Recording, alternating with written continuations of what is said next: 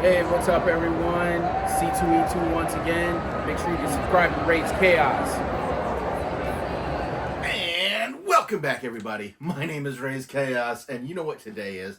Today is Friday. Today is the first day of C2E2, and even though Raze appears to be in his regular studio spot, Raze is not here at all. Raze is actually at C2E2 right now, having all kinds of fun, because how could he help but do? So yeah, Raze is out there, was trying to decide what kind of video I would do for the wait, of, you know, what am I going to fill the time is. I was like, what is the C2E2 video that Raze should do? So, since Raze is going to be looking at all kinds of different stuff, Raze decided this would be his random video for the month. So, yes, Raze has got some new stuff, something that's really kind of old. Everything else is kind of new. Raze brought one thing from his collection that he hasn't shown off before, and they're all random, but you're gonna see that Raze has managed to link them together. Kind of, who knows? But yeah, we're not gonna waste too much time on this, because there are some things Raze is going to talk a lot about, and there's some things that Raze is not going to talk a lot about, because there's not much to talk about. So, we're going to go ahead and put this guy away, and we are going to get into this. It's our time now. Yes, we are starting out with the prop piece from Us, 2019's Us, which, if you've been watching my channel, you know Raze is a big fan of this movie. And Raze saw these and thought this would be a lot of fun to just have. Might put them on this, these are new. Raze, well, I mean, technically they've been out for a while, but Raze only discovered them recently. And short of actually getting a pair of scissors this size, that are, I guess, brass. I don't even know what color you would call these, to match the movie. Should get something off of you. Raze really shouldn't be given sharp things, so he figured this is close enough. So, might use this in the background, might not, but Raze is a big fan of Jordan Peele, and the scissors were a big part of that. And a lot of the significance of the scissors is just the duality, as it is a whole made up of two parts. Two pieces that make the scissors, two pieces to make up the whole. And naturally that's reflected in the movie Us, where you have the tethered people and the, above ground people, I guess you'd say. So, yeah. This was exciting. This was so much fun. Raze does like getting little pieces that make the movie seem a little more real, I guess you'd say. I don't know how you'd say it. Like, it helps Raze put himself there a little bit better. But since we're on the subject of duality, Raze has got a little duality for you. I see you in there, Eclipsed Us.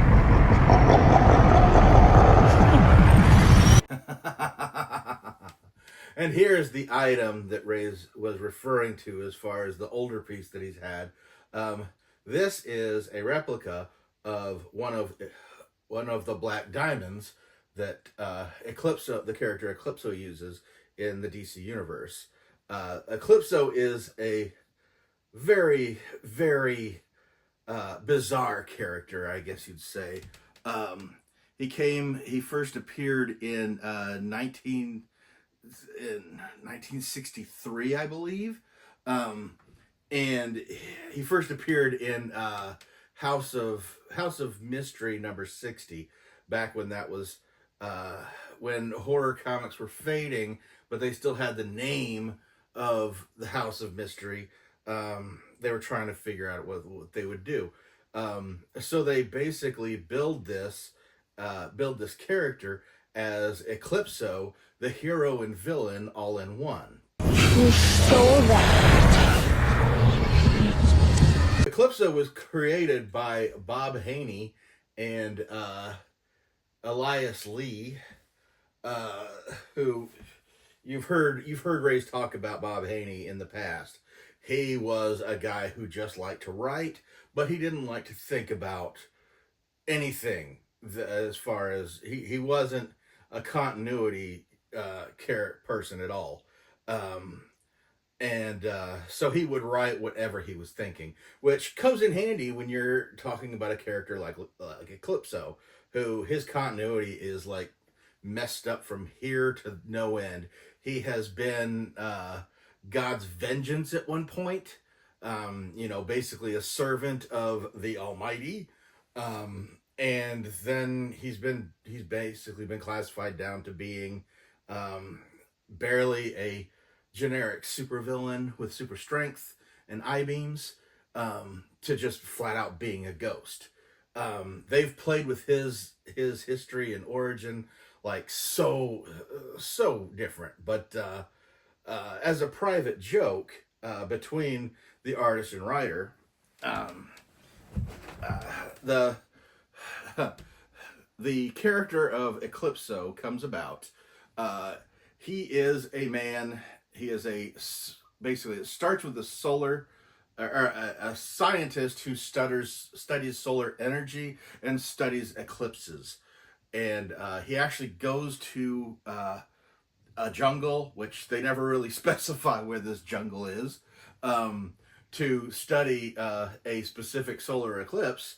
And while he's there, he's attacked by a tribal sorcerer, because those are all over the place, and you really have to watch out for them. And this tribal sorcerer basically cuts him with a black diamond and chucks him off a cliff. And after that happens, pretty much from that point on, any time that okay, the scientist, I forgot to mention the scientist's name. Raises. The scientist's name is Bruce Gordon.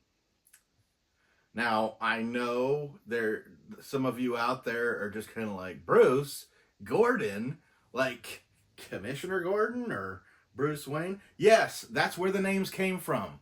This was a joke between the artist and the writer that they were going to name this character Bruce Gordon after Bruce Wayne and Commissioner Gordon. Hilarity ensues. And I mean, I guess it's funny. I don't understand why.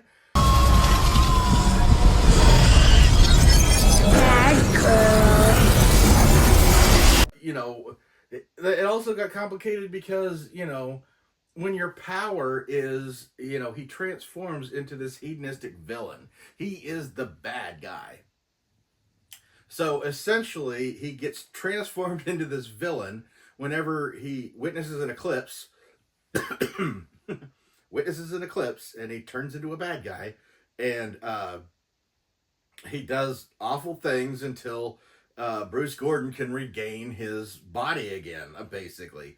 Hence the hero and villain all at once. And I mean, it was kind of generic. It wasn't too exciting, and it's even less exciting trying to look back on these stories because it really felt like every issue they were just throwing whatever they could out there to see if something would stick and make this character interesting. And it just really wasn't working very well. He was popular enough that he would still be in the background of like large groups of heroes and villains, or large groups of villains. But it wasn't until the 90s before they really started hitting their stride with him. And that's 30 years of not knowing what to do with this character. And I mean, they did try everything, because for a while, they altered it around for a while. It was like, if he witnessed a natural eclipse, like a solar or lunar eclipse, he and Bruce Gordon and Eclipso would split into two beings to where he would be able to fight his evil counter half.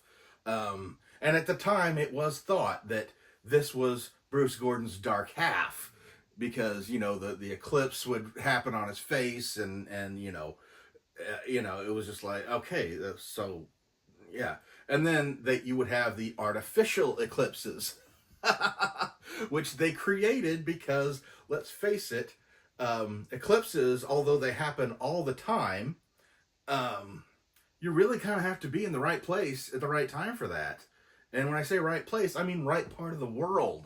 Because, eclipses, by the very definition of an eclipse, that could be counting the Earth's shadow over the moon, as opposed to when the sun's on one side and the moon's on the other, and then you get the crescent shape of the moon or the new moon or whatever. It was just like they really went about as generic as they could with Eclipso, trying to pull him out whenever they could, because otherwise, let's face it, you can't wait for a total eclipse, because that doesn't happen often. And it's just kind of like, wow, you guys really didn't think this out. And with Bob Haney, you can guarantee he did not. However, when the 90s rolled around, they actually started to expand on him a little bit more. He was more of a vengeance spirit. He actually does get separated from Bruce Gordon, and they kind of show that all these black diamonds that are used to, that he uses, he can either possess people with them through their baser emotions, I guess you'd say. Like any of your negative emotions, like anger, sadness, hatred, he preys on those. And he can use that through the diamond to actually possess you.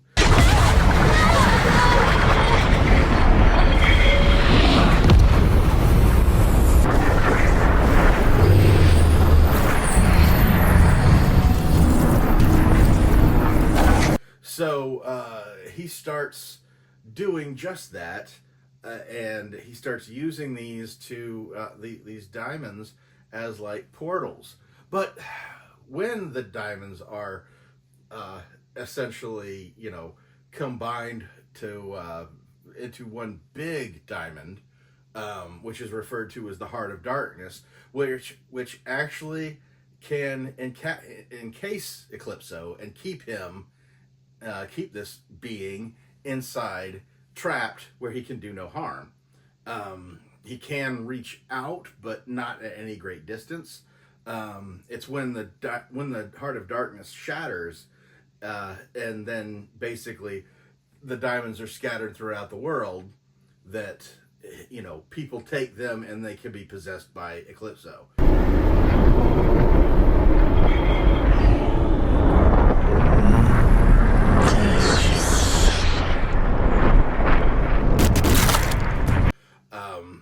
They taught this goes back to when they have they had a big major event called the Heart of Darkness, where it was in all the DC annuals that year, where Eclipso's diamonds were everywhere, and while the Phantom Stranger is collecting them to fuse them back together to entrap Eclipso, he's running mad. He's like trying to possess everybody, because as long as a hero experienced hatred or anger in the presence of these diamonds, depending on how mad they got, he could take them over. So there was a whole story where half the heroes were of the DC universe were converted or eclipsoed, where they'd have the crescent moon over their faces, like he would, and essentially it would become a hive mind thing where he was in control of all of them. And they managed to at the end of that, they managed to stop him from taking over, but at the same time, they weren't really. They basically put a partially fixed diamond, I guess you'd say, on the moon, to where he was like once again like kind of stuck following the moon's orbits, or the lunar eclipse cycles or whatever. And then they gave him his own series of Eclipso, which was a lot of fun, and that one actually starred Bruce Gordon leading a team of C-list superheroes to a South American country that Eclipso had managed to take over, and they were going to go down there. Spoiler alert, the whole thing's a suicide mission, and yes, it is led by Amanda Waller. And a little bit of trivia here, which will probably make somebody out there laugh. One of the people on that mission, like I said, it was a bunch of C-listers that they were just like, hey, we're not using this, we're not going to use them, let's just do away with them. One of those characters was Peacemaker. And now the funny thing, the great big bit of trivia is that in the Peacemaker TV series, if you pay attention to his trailer, to Peacemaker's trailer in there, he has a dartboard with a picture of Eclipso on the dartboard with darts in there. That's an homage to the fact that Eclipso killed Peacemaker at one point. So, not knowing what that means as far as the gun universe, but he knows about that history, so you never know when that's going to pop back up again. But since that series ended, that series ended up crossing over with the Starman series, which isn't the Starman series that everybody kind of follows. It was another character who was solar based, and the two of them like kind of had a hash out on the moon where he basically, the hero Starman had blown himself up to destroy the kingdom, the moon kingdom that Eclipso had at the time. And ever since then, Eclipso's just kind of popped up on occasion.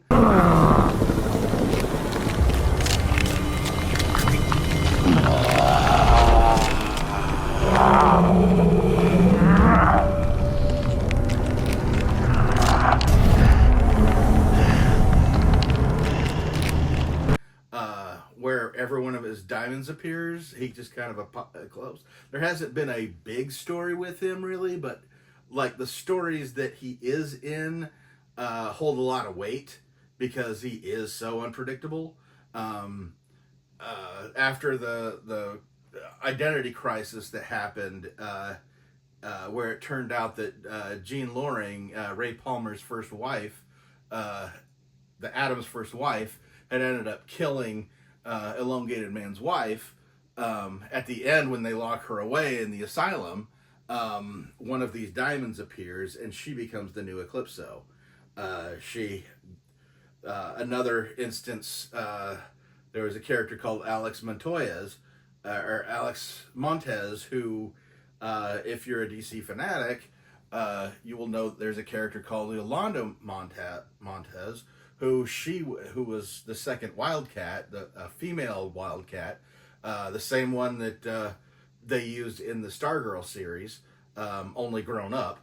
She was part of that mission to destroy Eclipso.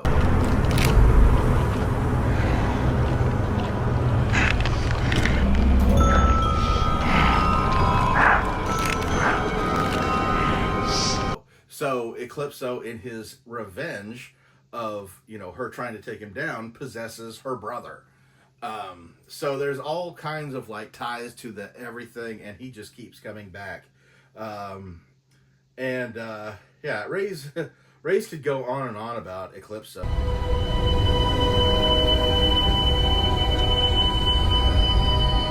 It's so interesting that the lengths they went to get an eclipse going, because essentially they would make artificial eclipses where basically if you partially blocked a source of light with something, Eclipso could take over. It was just kind of like, dude, that's not an eclipse. that's just casting a shadow, but like, yeah, Eclipso basically lives in the shadow of blocked light. When I mentioned the Wrath of God thing, they separate that because obviously the Spectre is generally what's considered God's wrath in the DC universe, and they actually show the story of Eclipso being the first, being God's wrath first, showing that the flood of Noah's Ark, that was Eclipso. That was him creating the flood, flooding the earth, killing everybody. The Prince of Egypt story that comes later, of, you know, all the children being killed through Egypt, that was the Spectre. John Ostrander did that in his Spectre series, and it feels right when you read it. It makes sense, but trying to repeat it and everything just kind of sounds a little too balls crazy. But maybe that's because Raze is atheist, but at the same time, that's the same series that, you know, the Spectre was the wrath of God. And that's the series that first introduced us to Mr. Terrific, who is a staunch atheist, which I thought, you know, Raze is a pretty big atheist, but if the wrath of God came and said, hey, you should be a superhero, I think that could probably change his mind. I mean, I think that would be the proof he needed.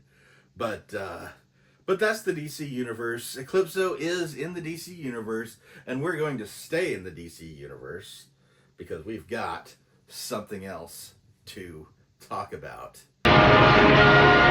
Yes, we're going all the way back to Action Comics number 241 from 1958.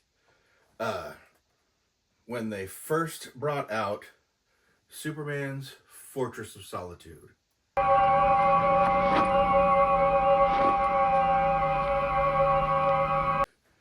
Little Easter egg for you.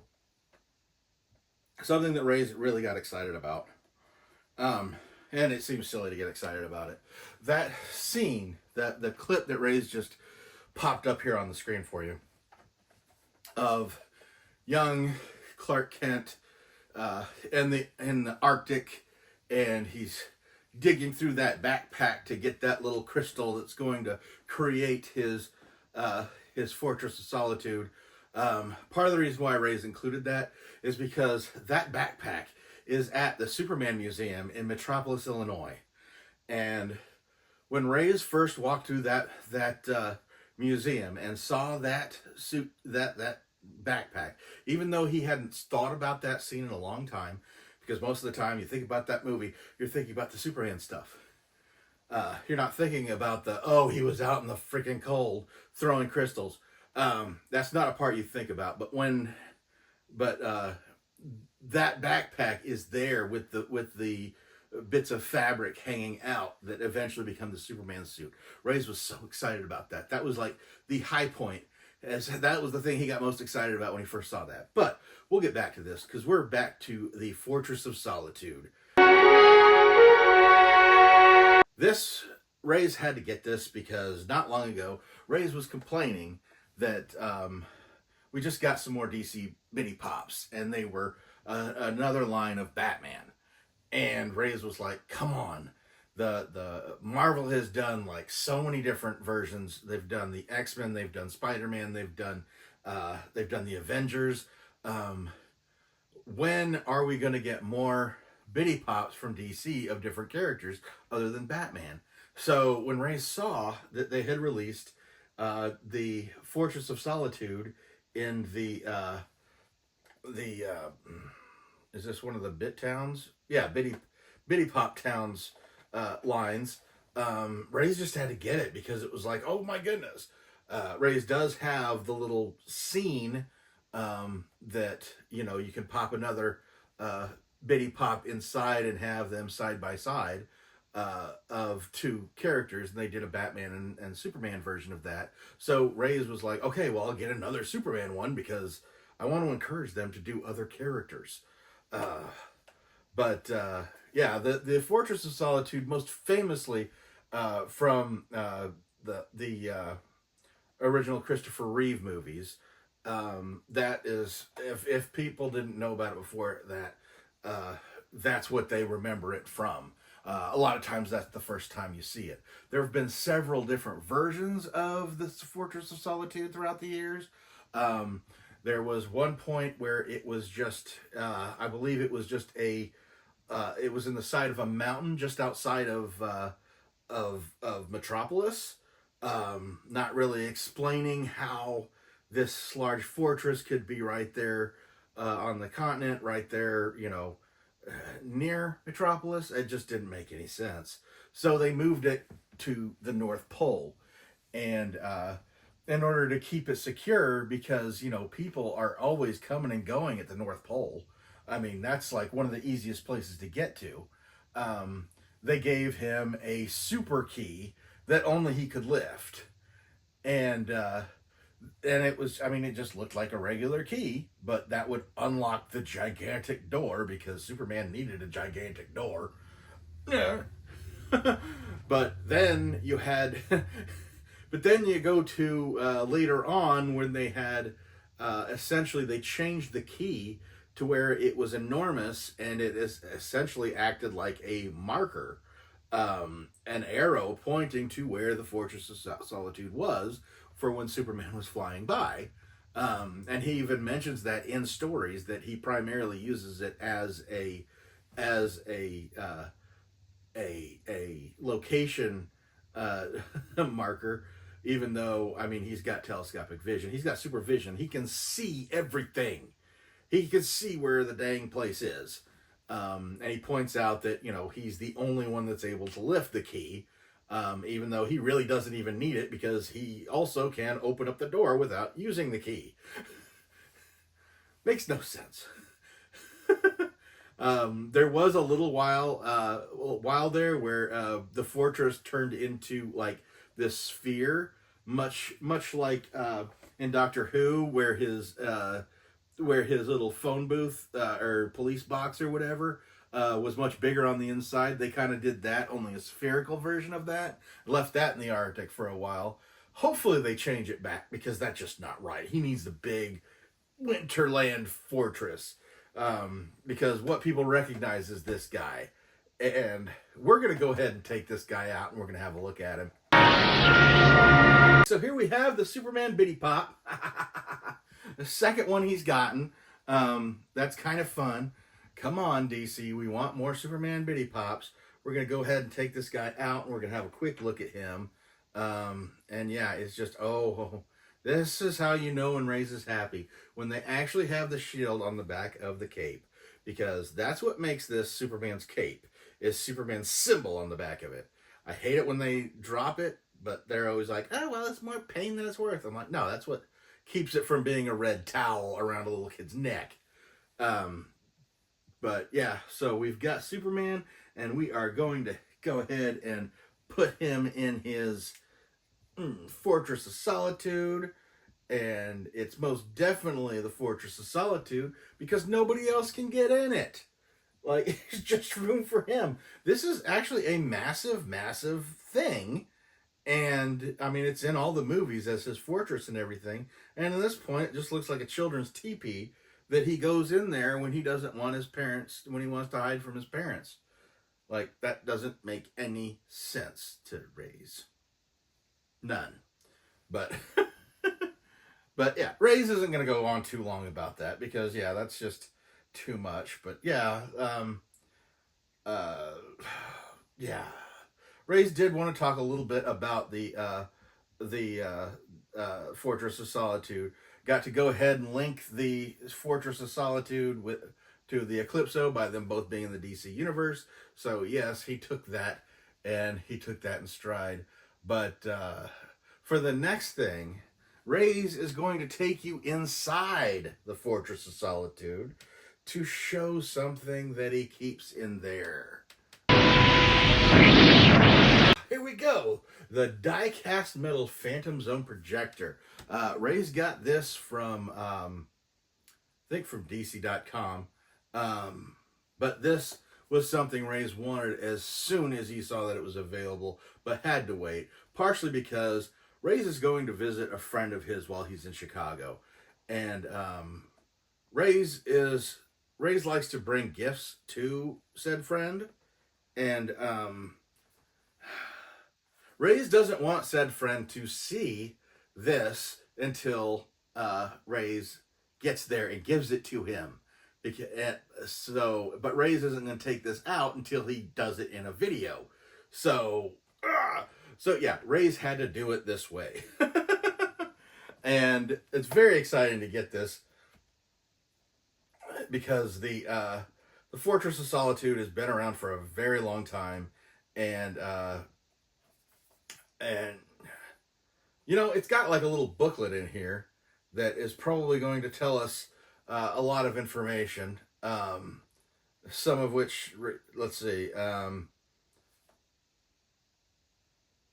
Oh, it requires 3 AAA batteries, which are not included.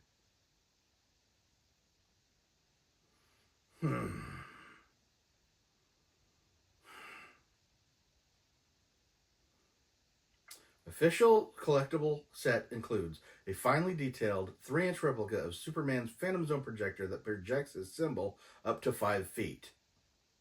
Now, Raze doesn't really need to see the symbol. He knows what it looks like. But he will have the 3 AAA batteries. We'll get there.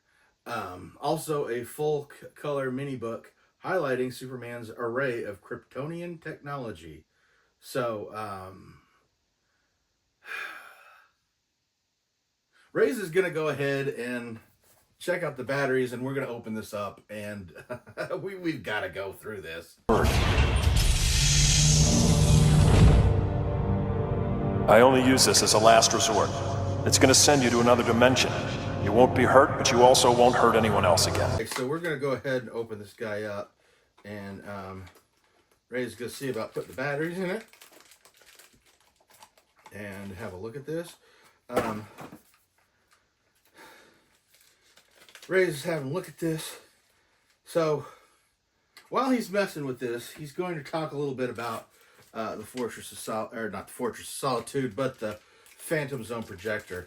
The Phantom Zone projector came out in somewhere around Action Comics number 248 or something like that. There's a little tiny screwdriver. These are aggravating. So it came out 1948, and Action Comics number 248. I believe it was in like 1961 or so. Raze might not be able to do this with this tiny little screw in here. But the Phantom Zone was discovered by, according to the story, was discovered by Jor-El, Superman's father. And Raze had gotten a novel way back when, and it was called The Last Days of Krypton, and it was actually just that. Don't remember who wrote it, but it must have been somebody for Raze to have gotten it. So, but yeah, so that it actually, the book starts out with Jor-El discovering the Phantom Zone. Some places say that he created the Phantom Zone.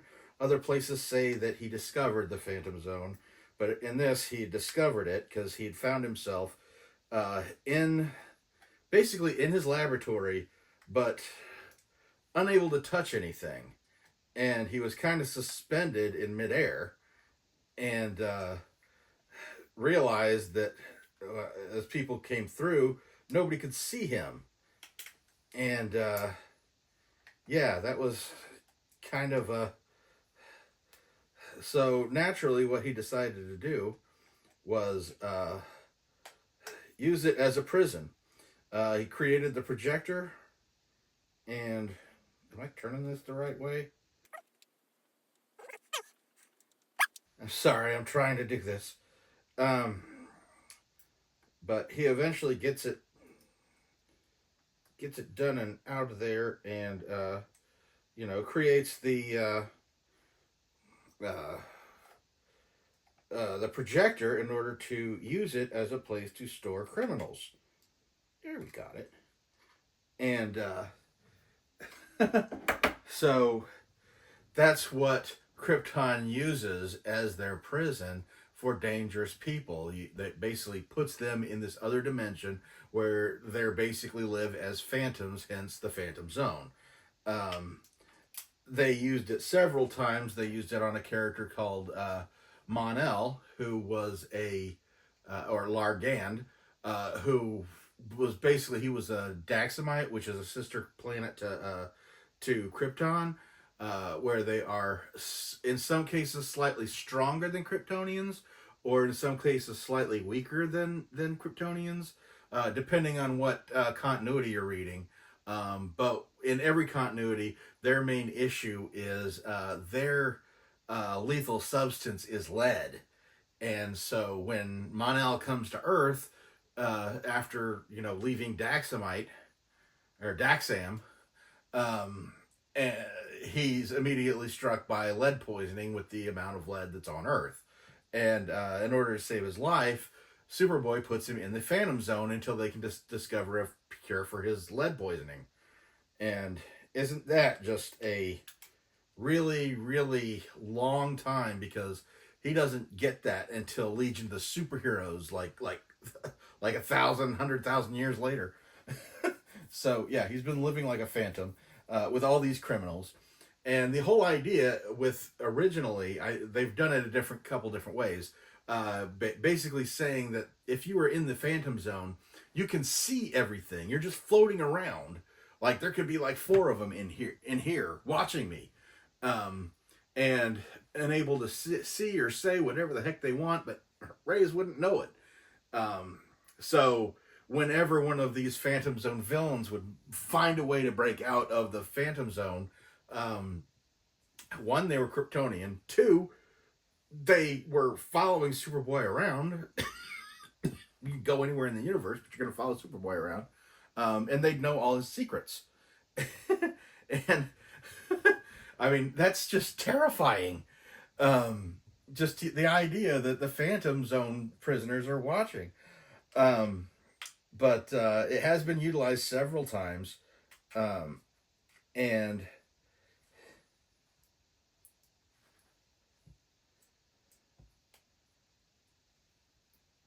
And Raze went through the trouble of getting all these batteries, and this thing still doesn't work.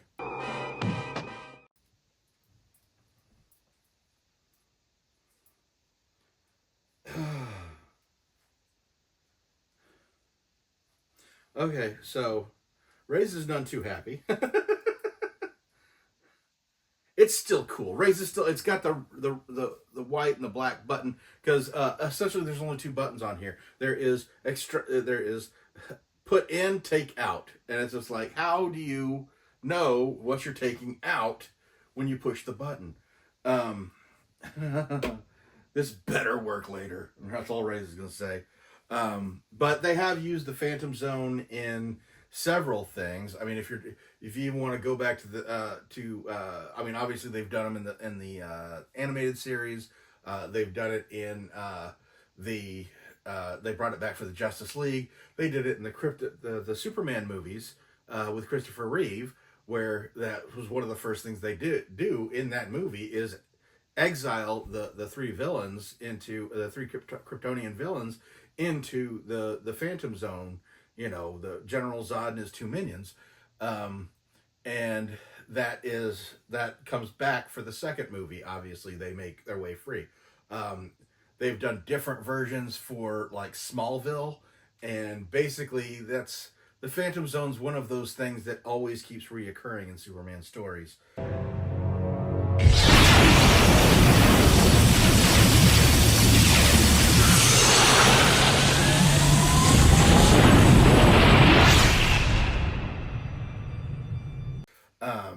But yeah, technology from beyond the stars. We're going to have a look at this real quick.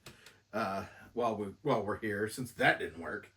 And it's got this little, okay, yeah, so it's got all kinds of fun stuff. It's got the introduction to the Superman #1. And yeah, it just gives a little detail on here. They talk about Jor-El's rocket, the one that he sends baby Kal-El to Earth in, and it has the Phantom Zone projector. And Adventure Comics 283.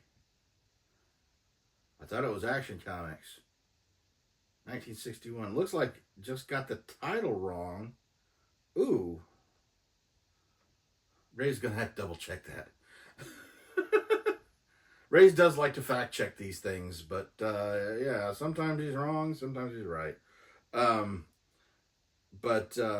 Yeah, they've got the Phantom Zone projector in here. And they've got they've got several pages for that one. They've got the Fortress of Solitude in here. And they've even got the super key in there when it was actually called Fort Superman, which they handily wrote out the name of it beneath it, so that's helpful. But yeah, robots, weapons, and eradicators. Yeah, they show the Superman robots, the Eradicator. Then they've got Familiar Doom, which they've got Doomsday in there, and let me see. Yeah, Kryptonian elements. Yeah, there's just all kinds of fun stuff in here for Raze to double check, because that's what he does. He can't just enjoy it. He's got to double check it before he can enjoy it. But he's just still a little bitter because of that thing not working right. He'll get that figured out. But yeah, Raze went ahead and got that, and he got to look through this thing before he was able to show it off to his friend. Like, let his friend check it out, and get it, play with it, do whatever the heck he wants to it, and then when he watches my video, he can be like, haha, that's that. I made him wait. But yeah, just a couple of a variety of things here. Almost lost my Eclipsed Diamond, which is just basically going to be the variety that Raze gets when he goes to C2E2.